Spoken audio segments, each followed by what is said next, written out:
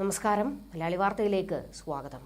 മുഖ്യമന്ത്രി പിണറായി വിജയനും ധനമന്ത്രി കെ.എൻ. ബാലഗോപാലും തമ്മിലുള്ള പോര് മുറുകുന്നു. മുഖ്യമന്ത്രിയുടെ സിൽബന്ധികൾ ധനവകുപ്പിൽ അനാവശ്യമായി തലയിടുന്നത് തുറന്നു പറഞ്ഞിരിക്കുകയാണ് ഇപ്പോൾ കെ.എൻ. ബാലഗോപാൽ. ശക്തമായ രീതിയിൽ താൻ നടപടികളിലേക്ക് കടക്കുമെന്നും ബാലഗോപാൽ വ്യക്തമാക്കുന്നുണ്ട്. ഇത് മാത്രമല്ല, പിണറായി വിജയന്റെ വലങ്കൈ കൂടിയായ ഉദ്യോഗസ്ഥന് നേരെയാണ് ബാലഗോപാൽ പൊട്ടിത്തെറിക്കുന്നത്.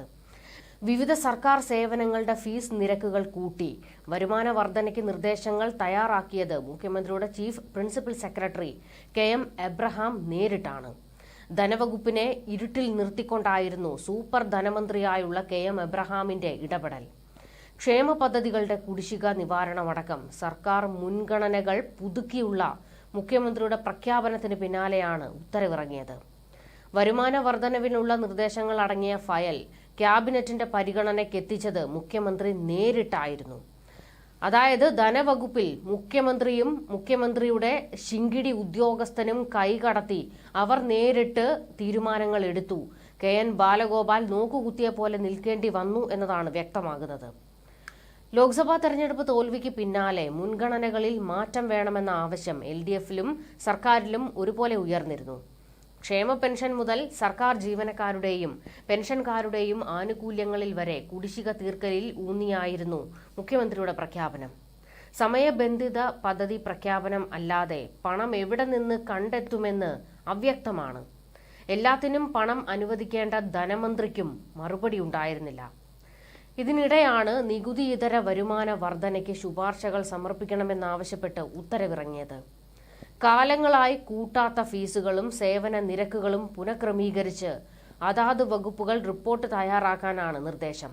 തദ്ദേശ സ്ഥാപനങ്ങളുടെ യൂസർ ഫീ നിരക്കുകളിൽ വർധന വരുത്താനുള്ള ബജറ്റ് തീരുമാനം വ്യാപക വിമർശനത്തിനിടയാക്കുകയും നിരക്ക് വർധന പിൻവലിക്കുകയും ചെയ്ത സാഹചര്യം നിലനിൽക്കെ കൂടിയാണ് പുതിയ പരിഷ്കാരം.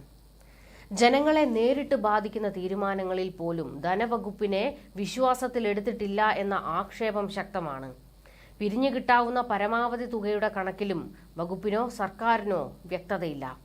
അറിവില്ലാത്ത കാര്യമെന്ന് ധനവകുപ്പ് ആവർത്തിക്കുമ്പോൾ ചട്ടം 300 പ്രകാരം മുഖ്യമന്ത്രി നടത്തിയ പ്രസ്താവനയുടെയും തുടർ തീരുമാനങ്ങളുടെയും ബാധ്യത മുഖ്യമന്ത്രിയുടെ ഓഫീസിലേക്കും ചീഫ് പ്രിൻസിപ്പൽ സെക്രട്ടറിയിലേക്കും ചുരുങ്ങുകയാണ്.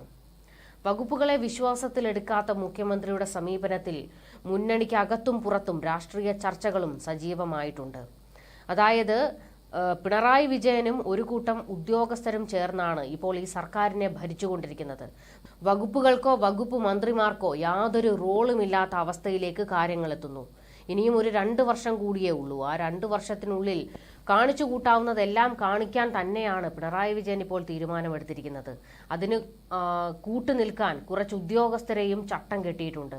ഇവരുടെയൊക്കെ ഭരണമാണ് നടന്നുകൊണ്ടിരിക്കുന്നത്.